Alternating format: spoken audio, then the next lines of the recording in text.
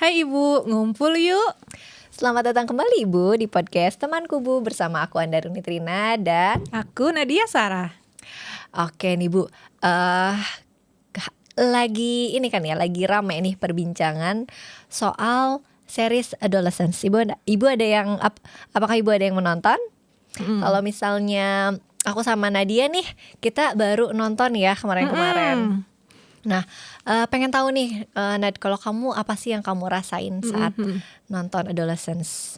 Ya jadi aku juga baru nonton ketika memang diajakin Anda Dunia untuk nonton, karena kita emang pengen banget nih ya bahas ini, karena ternyata di dunia parenting terutama yang kita follow gitu ya, akun-akun parenting itu banyak juga yang bahas tentang series ini. Berarti ada yang fenomena menarik nih di series ini yang ternyata bisa kita bahas dari sisi parentingnya gitu, apalagi kita sebagai orang tua gitu ya.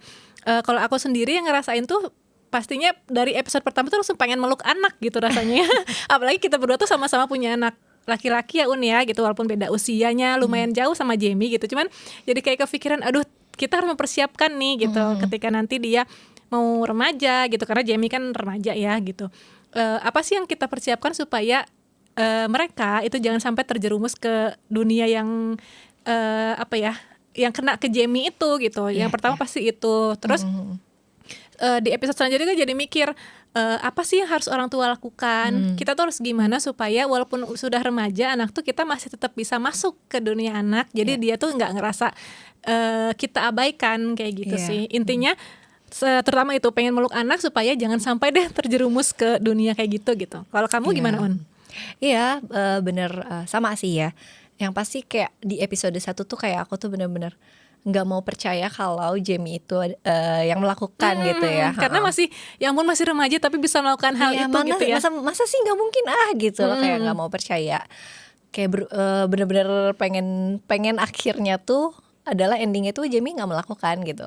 Walaupun dari dari episode itu sepertinya pihak kepolisian sudah sangat percaya diri gitu ya, sudah punya bukti untuk apa yang Jamie lakukan gitu loh. Tapi tetap gitu, aduh nggak masa sih nggak mungkin gitu. Masa anak segede ini bisa melakukan hal itu, terus kayak keluarganya kayak dari keluarga baik-baik gitu kan. Betul. Kayak keluarga biasa aja, masa sih bisa melakukan hal ini gitu Karena loh yang biasanya aku pikirin. kalau series lain gitu ya, misalnya bahasnya tentang perilaku yang agak menyimpang gitu dari anak, memang biasanya ketika dibahas tentang orang tuanya tuh ada aja gitu, ternyata orang tuanya seperti ini, biasanya gitu kan ya, gitu misal broken home atau orang tuanya ya itu pisah, atau ya salah satunya tidak ada, atau dia diasuhnya selain orang tuanya. Jadi kebanyakan yang yang aku tonton tuh pasti so far gitu ya. so far kebanyakannya tuh ada sesuatu problem gitu ya, problem di keluarga. Nah memang benar gitu ya. Pas nontonnya bener kata Uni, kok rasanya keluarganya juga memang kok baik-baik aja, orang tuanya juga masih nggak kelihatan problematik gitu ya. Iya, itu yang memang kayaknya juga banyak audiens yang lain gitu ya, mungkin ibu-ibu juga yang lagi nonton ini juga ngerasain apa sih yang salah dengan pola asuh dari orang tuanya, mungkin sampai bisa membuat gitu ya, membuat Jamie bisa sampai sejauh itu melakukan hal itu gitu.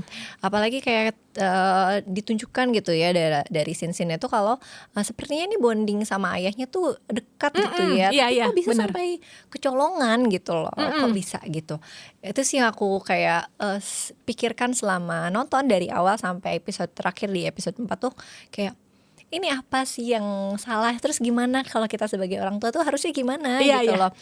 Apa yang bisa kita lakukan untuk bisa menjaga gitu ya anak-anak kita tuh dari hal semacam ini yang kayaknya bisa dihadapi atau bisa bisa terjadi sama keluarga manapun gitu loh. Bukan hanya keluarga problematik, keluarga dari kalangan tertentu gitu kan, kayak ya udah keluarga biasa aja gitu loh. Benar. Ini keren banget sih yang kepikiran bikin series ini gitu loh. Itu sih paling. Iya, sampai di situ juga kita notes juga kan ketika episode 2 ya, ketika yang polisinya akhirnya datang ke sekolah, terus akhirnya jadi diliatin lah teman-teman di sekolah itu seperti apa, jadi kepikiran pemilihan sekolah juga ternyata penting ya gitu. Karena kan ya kita lihatlah mungkin kondisi sekolahnya juga mungkin agak tidak kondusif mungkin, yang aku tidak mengerti sih apakah memang culture di negara tersebut memang sama guru itu kan. Kalau di kita, kalau di ya di Bandung mungkin ya, kita nggak tahu kalau di bagian Kota lain lain, Indonesia gitu. Kalau di Bandung misalnya ketemu guru kan masih yang salim, nyapa, ya hormat, salam gitu, ada respectnya terhadap guru. hormat Nah gitu kalau di ya, sana kan santun. apakah di sana tuh sudah terbiasa gitu dengan guru tuh tidak sesopan itu mungkin, tidak serespect itu kepada guru gitu. Sampai ketika ada pembulian juga mungkin ya yang terjadi di sekolah tuh, guru juga nggak se-aware itu gitu kalau ada kejadian itu loh di sekolah gitu. Padahal kan anak-anak tuh kan sekian jam ya di sekolah gitu, ketemu teman-teman, ketemu guru, yang mungkin orang tua juga tidak bisa mengawasi 100% ketika anak di sekolah gitu. Exactly. Jadi ada juga kepikiran gitu, pemilihan sekolah tuh memang kita tuh harus mikirin benar-benar gitu, jangan cuman asal ya sudahlah yang penting dekat rumah, atau misalnya yang penting apa ya, pasti dekat rumah mungkin ada salah satu poinnya, cuman ternyata masih banyak poin lain untuk pemilihan sekolah supaya kita bisa menjaga anak itu di lingkungan seperti yang value keluarga lah intinya, kayak gitu senada ya, sefrekuensi sama value keluarga. Iya benar banget. Terus kadang kita tuh pemilihan sekolah tuh lebih ke pandangan orang tua gitu. Menurut orang tua tuh anak bagusnya di situ aja gitu. Kadang kita nggak memperhatikan kebutuhan anak gitu ya, apa yang perlu difasilitasi dari anak gitu ya. Kayak banyak karakter sekolah tuh beda-beda juga. Ada yang misalnya dia lebih ke alam, terus atau nggak lebih ngejar ke akademik, itu kan beda-beda juga ya, tergantung ke si kebutuhan anak nih, butuh disalurkan apanya juga gitu.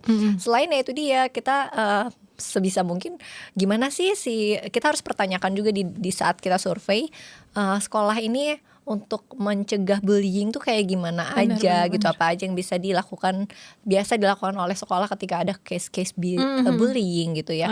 Mungkin itu jadi catatan juga buat kita untuk mempertanyakan hal ini ke sekolah gitu loh. Karena memang ternyata kan setelah episode selanjutnya kita bisa tahu, oh ternyata akarnya itu salah satunya adalah bullying yang terjadi pada Jamie yang dilakukan oleh teman sekolahnya gitu kan. Makanya dari situ kita ya aware gitu dengan kita harus mencari sekolah yang aware juga dengan bullying supaya tidak dibiarkan dibiarkan begitu saja gitu, dan akhirnya mempengaruhi ke anak sebegitunya gitu kan ya. Iya benar, remaja yang masih labil gitu ya. Ya lingkungan pasti mempengaruhi kan gitu. Jadi sekolah, rumah itu tuh benar-benar sebisa mungkin tuh dijaga sekondusif mungkin kan ya. Benar. Iya. Tapi kalau misalnya secara apa ya? Secara sinematik gitu ya. Secara sinematik kayak apa nih pendapat Nasar tentang ininya, tentang filmnya, tentang seriesnya sendiri gitu. Kalau sinematik sebenarnya aku bukan ahli di situ ya, jadi tidak terlalu memperhatikan sih kalau sinematiknya gitu. Cuman memang paling ketara itu ketika lagi di ruangan yang dia sama psikolognya. Aku lebih ke bukan sinematik tapi lebih ke aktor yang memerankan Jamie itu sangat bisa memperlihatkan emosi yang dirasakan Jamie saat itu. Gitu. Jadi benar-benar kelihatan banget ketika dia merasa frustrasi, ketika dia merasa marah. Tapi setelah itu dia bisa tenang lagi tuh. Kelihatan banget di perbedaan mukanya gitu ya. Terus ketika dia mengancam psikolognya, itu kan padahal sebenarnya di situ Jamie 13 tahun dan psikolog itu jauh lebih dewasa dari dia gitu. Tapi kita sebagai penonton pun ngerasa takut melihat Jamie ketika dia agak mengancam psikolognya gitu. Terus kayak senyumnya tuh senyum yang kayak aduh, ada part yang ngeri banget tuh senyumnya kayak gitu.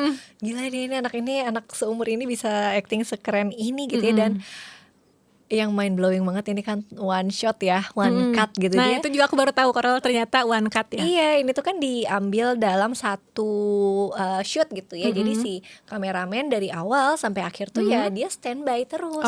Semua perkataan mereka itu ya di set biar bisa mengalir terus, nggak ada cutnya. Kalau gitu. Nasar kalau Nadia nah itu dia yang bikin amazing. Kalau suami aku tuh bahkan sampai mencari kayak dia tuh, ini bocornya di mana ya, ada nggak sih bocornya, kayak kan kalau pantulan bayangan tuh supposed to be ada pantulan kameramennya misalnya gitu kan. Tapi ini dibikin sesmooth itu nggak ketemu gitu sama suamiku. Nggak tahu ya kalau ada yang bisa menemukannya gitu.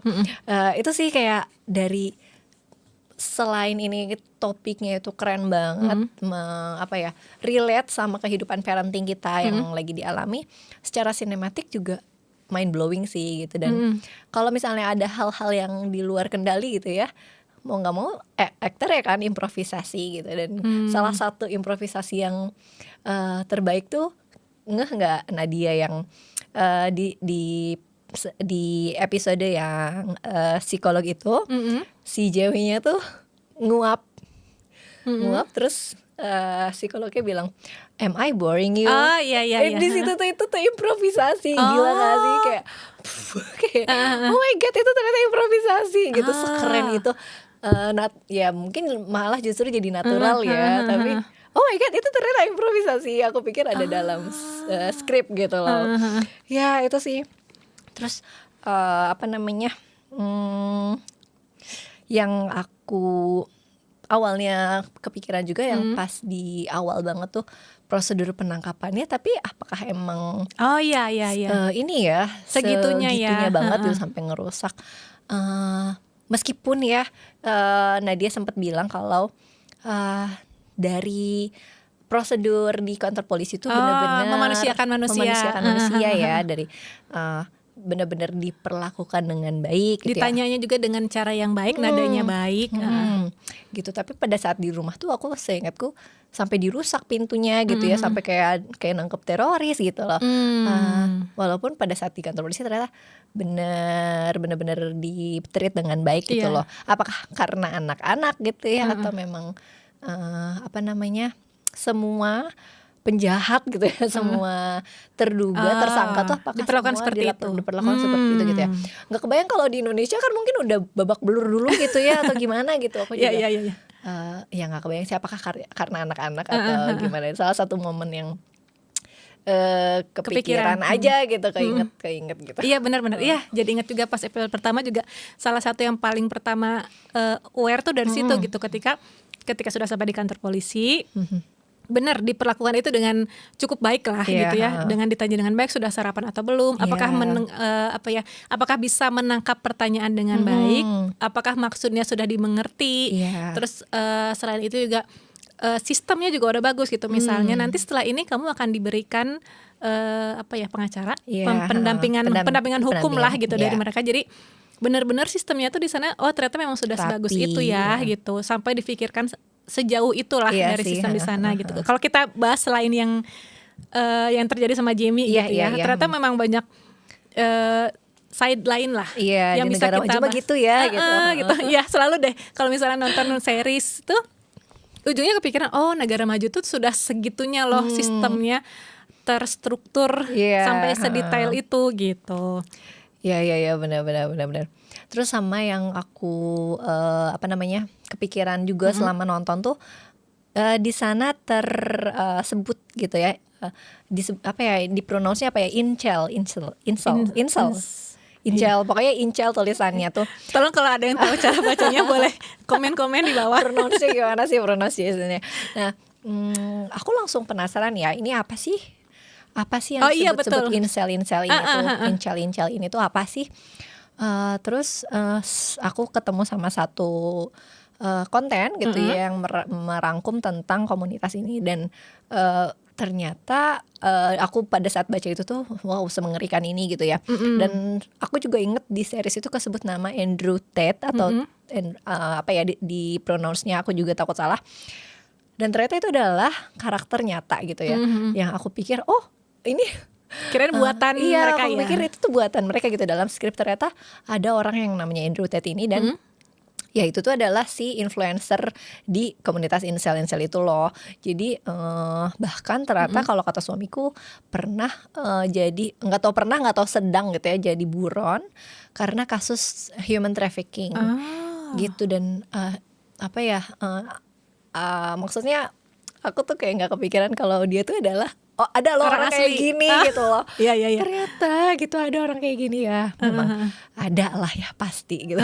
Makanya mungkin terpikirkan bikin series ini supaya kita lebih aware, jangan sampai anak kita ini terjerumus lah ke situ gitu ya. Iya, exactly. Ya.